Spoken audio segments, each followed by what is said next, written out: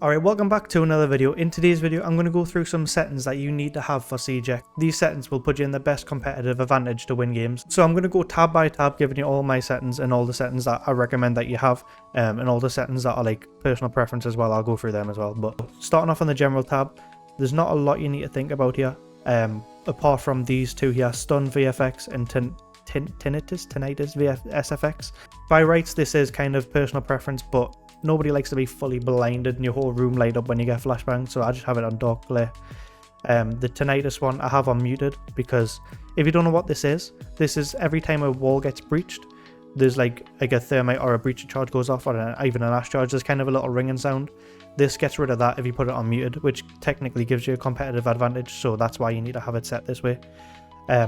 Cycle inside camera groups is off for me. Again, this is personal preference, but this is kind of the one where if you go through the other one, if you have it on, you need to press a different button to change between different cameras, like Valkyrie cameras and then default cameras. You need to press a different button to change between them. I like the way that it kind of default is, where you as you go to the next one, it goes on to the next ones.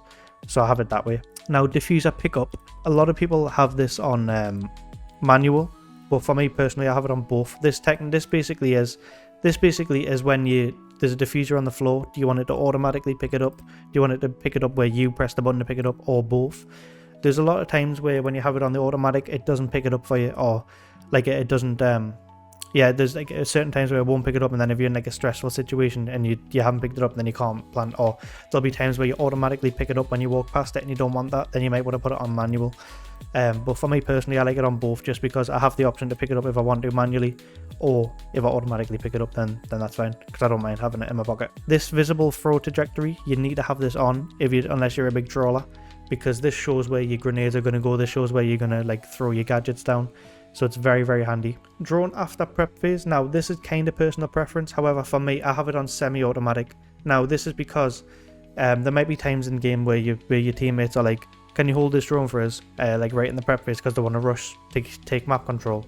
But because if you have it on automatic, it automatically pulls you off the drone, then it gives you a couple of seconds to try and get back on the drone, which in that time something could have changed. Someone could have ran past where the drone's watching, if the drone's watching like a tight hallway.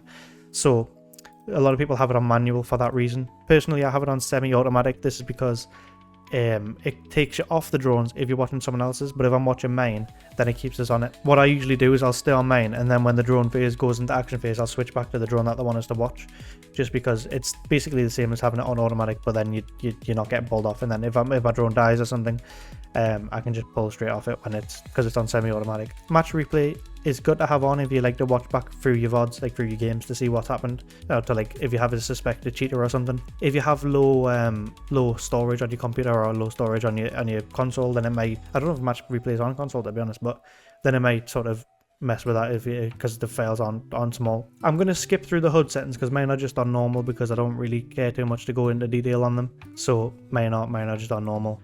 Sound settings, now the main one you want to think about here is the dynamic range one. This is because the dynamic range controls how sounds actually appear to you. So the first one, hi-fi, this is, as it says on the right here, the most dynamic and least compressed, which basically means that the loud sounds are very, very loud and the quiet sounds are very, very quiet. So things like footsteps are quieter, and then things like explosions fucking blow your ears off, and you don't want that, so you don't want to play on hi-fi.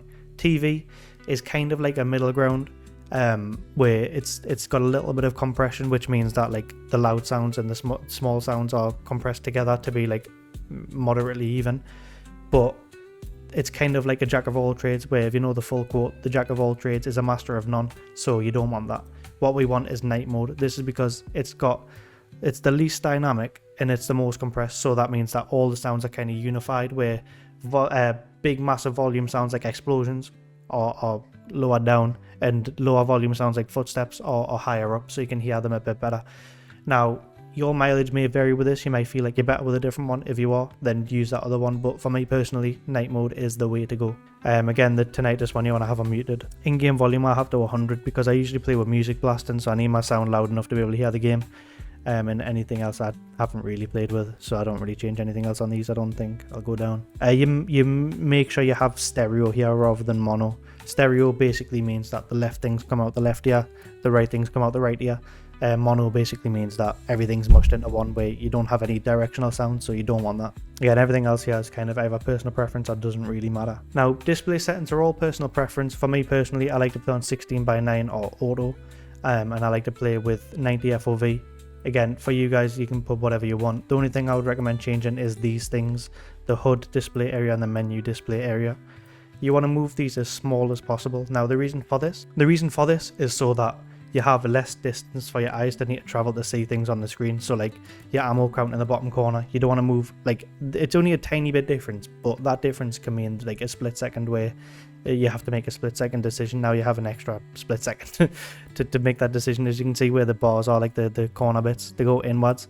You want to have it as much in as possible, just so you can see as much within your peripherals. You might not even need to look away. You can like have it in your peripherals to know what's going on. Graphics settings. You don't want to be an idiot like me and have everything on ultra. What you want to do to have the most FPS possible is put everything on low. There's certain things that you might want to put up, like I put on texture quality on high. I usually put LOD on ultra or ultra plus. And shadows you need to have high. You need to have at least high or very high, because I didn't even know that I added an ultra one.